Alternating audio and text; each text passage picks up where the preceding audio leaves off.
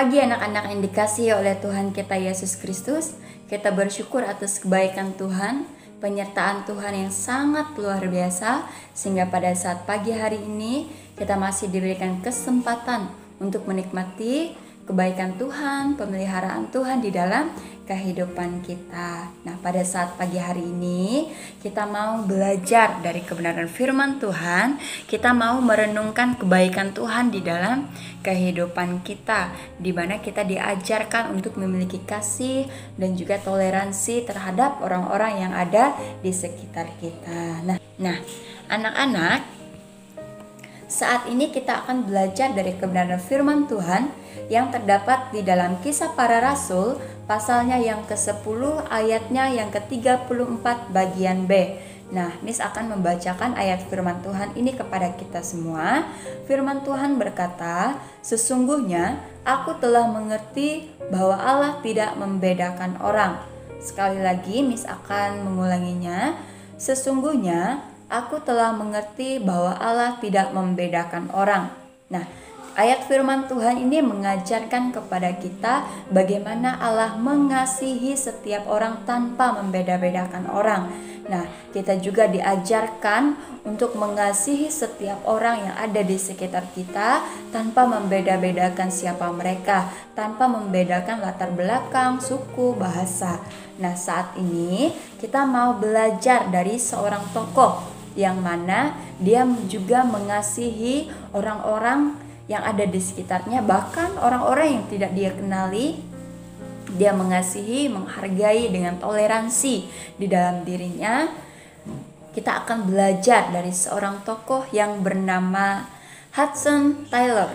Kita belajar dari seorang tokoh yang bernama Hudson Taylor. Nah, dia ini adalah contoh bagaimana seseorang sangat menghargai dan mengasihi orang-orang yang dalam kenyataannya berbeda latar belakang, suku, bangsa, bahasa, budayanya itu berbeda. Nah, kita akan belajar dari seorang Taylor ini. Nah, Taylor, dia ini adalah seorang yang lahir pada tahun 1832 di kalangan gereja Metodis di Barnsley, Yorkshire, Inggris. Nah, sejak masih kecil, sekitar umur 5 tahun, dia sudah menyatakan keinginannya untuk menjadi seorang misionaris di Tiongkok pada saat itu. Nah, sebenarnya si Taylor ini merupakan seorang anak yang cukup lemah, tetapi dia memiliki kerohanian yang kuat yang diwarisi dari ibu dan kakaknya. Nah, Taylor di dalam waktu senggangnya sering membantu pekerjaan ayahnya, yaitu ayahnya bekerja di bidang farmasi. Oleh sebab itu, si Taylor ini cukup mengerti tentang obat-obatan. Nah, pada tahun 1849, si Taylor ini merasakan ada panggilan Tuhan di dalam dirinya. Dia merasa ada panggilan Tuhan di dalam dirinya untuk melayani Tuhan di daerah Tiongkok pada saat itu. Nah, pada akhirnya dia meresponi panggilan Tuhan di dalam dirinya untuk melayani Tuhan sebagai seorang misionaris. Nah, Taylor ini adalah seorang yang memiliki semangat dan juga dia giat, khususnya di dalam pemberitaan Injil yang disampaikan bagi orang-orang yang belum pernah menerima kabar keselamatan atau belum pernah menerima Injil pada saat itu.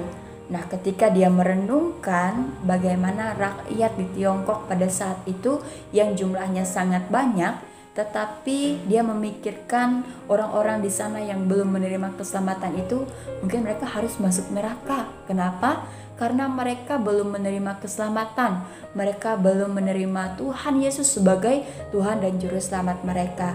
Tetapi itulah yang menjadi pendorong di dalam diri Taylor untuk giat dan semangat dalam melayani Tuhan, memberitakan Injil kepada orang-orang di Tiongkok pada saat itu.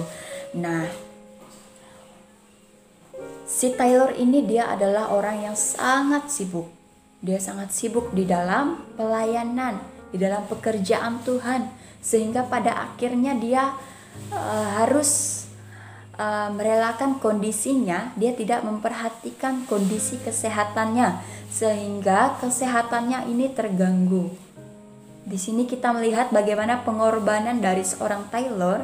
Dia mengorbankan kesehatannya, mengorbankan dirinya. Untuk apa? Untuk melakukan pekerjaan Tuhan, untuk melakukan misinya yang sangat-sangat mulia dalam memberitakan Injil keselamatan kepada orang-orang di Tiongkok pada saat itu.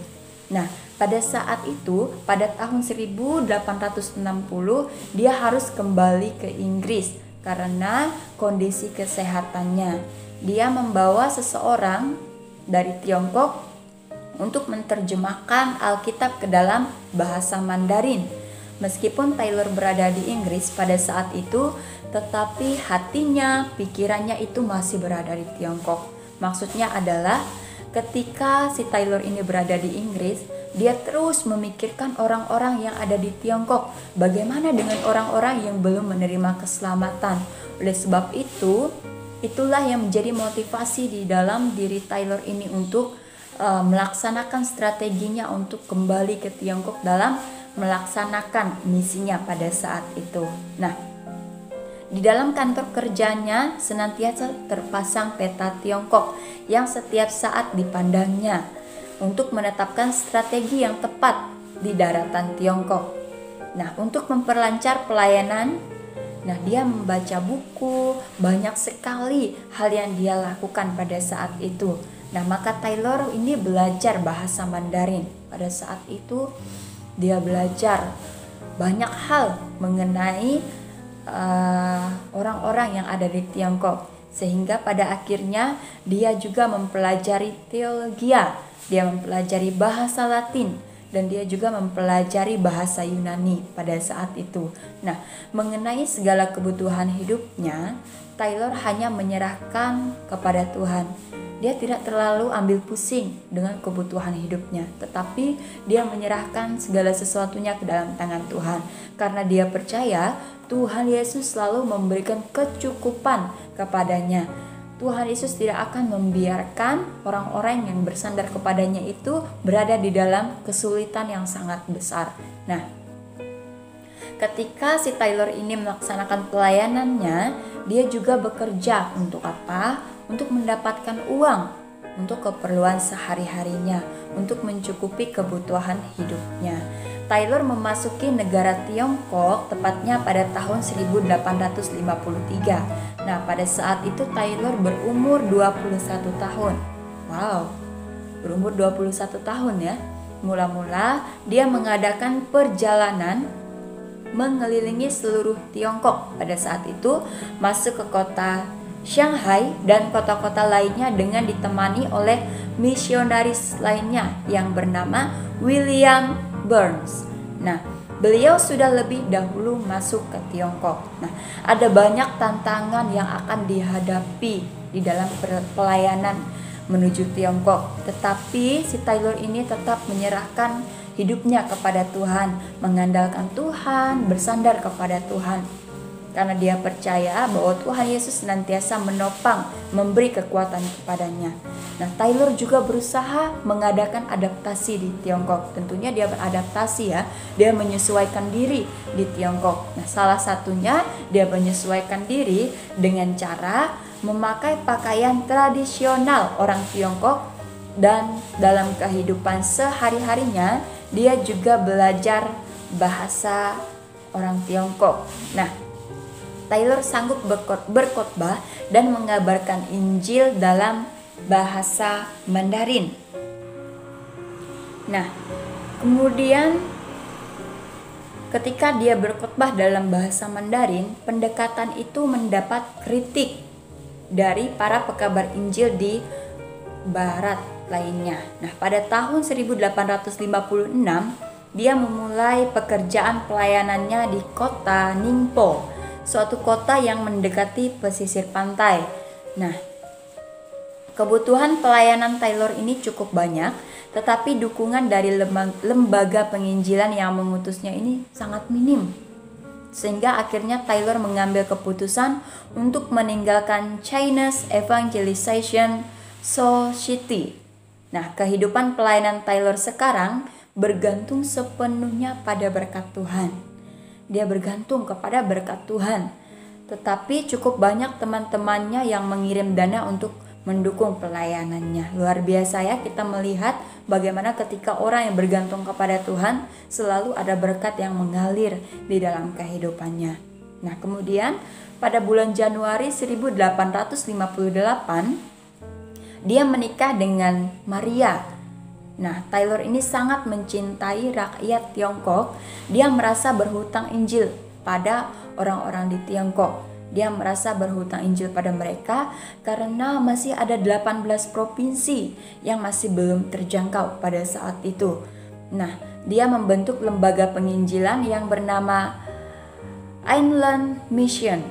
Nah, tak kalah para misionaris China, Inland Mission atau dapat disingkat CIM, diusir dari Tiongkok, maka dia mengubah nama CIM menjadi Overseas Missionary Fellowship atau OMF. Nah, pelayanan itu tidak terbatas ke Tiongkok, tetapi juga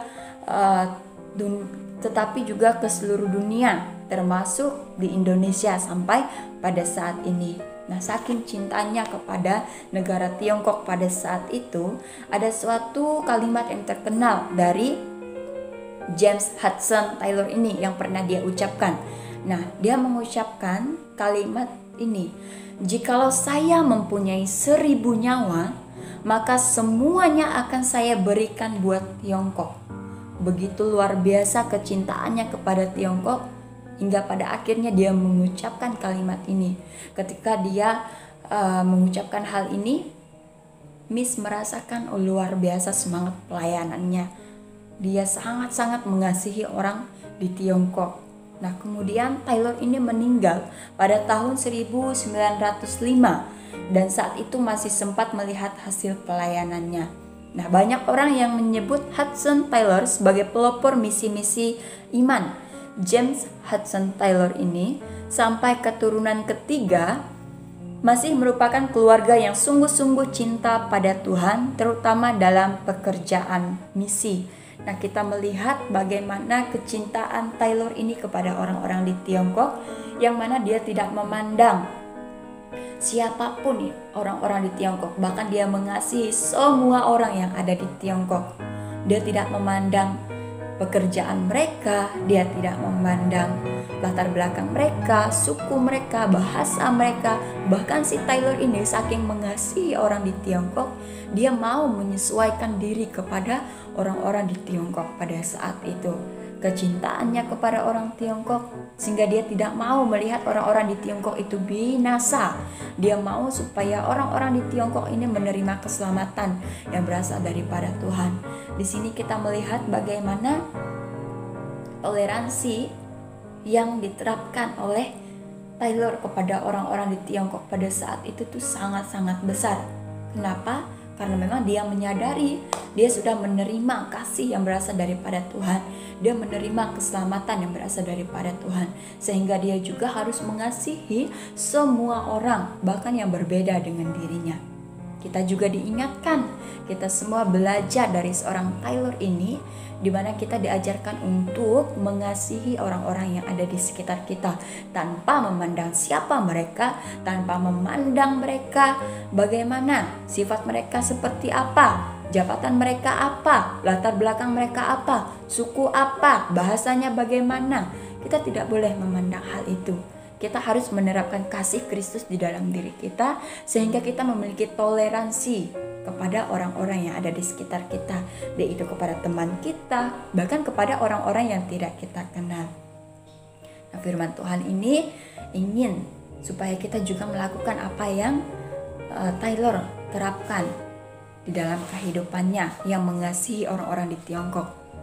Bukan hanya itu, kita diingatkan untuk mengasihi semua orang seperti Allah sudah mengasihi semua orang tanpa membeda-bedakan. Kita juga diingatkan untuk tidak membeda-bedakan orang. Nah, jadi untuk firman Tuhan hari ini sampai di sini, biarlah firman Tuhan ini dapat kita terapkan di dalam diri kita pribadi. Kita dapat menerapkan kasih Kristus di dalam diri kita karena kita adalah anak-anak Tuhan yang telah menerima keselamatan yang berasal daripada Tuhan. Mari kita berdoa. Tuhan, terima kasih untuk firman Tuhan yang telah disampaikan.